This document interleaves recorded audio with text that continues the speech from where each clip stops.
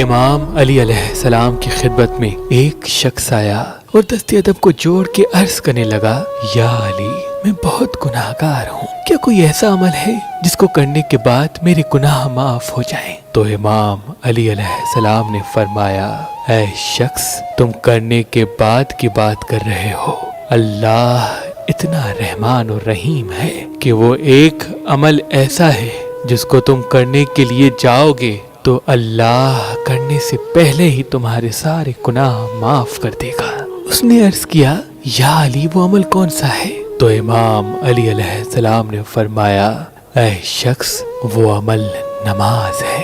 جب کوئی انسان سچے دل سے نماز کے لیے کھڑا ہوتا ہے اور نماز پڑھنا شروع کرتا ہے تو اللہ فرشتوں سے کہتا ہے، جاؤ، یہ میرا بندہ میری عبادت کر رہا ہے، اس کے سارے گناہ اس سے جدا کر لو تاکہ یہ صاف ہو کے میری عبادت کرے۔ جب انسان نماز ختم کر لیتا ہے اور گھر کی طرف جانے لگتا ہے تو فرشتے کہتے ہیں، اے میرے اللہ، اب اس کے گناہ اس کے نام اعمال میں لکھ لیں۔ تو اللہ فرماتے ہیں، میں معاف کی ہوئی چیز یاد نہیں کرتا، اب ان گناہوں کو اس سے جدا ہی رہنے دو، اب ان گناہوں کو اس سے جدا ہی رہنے دو۔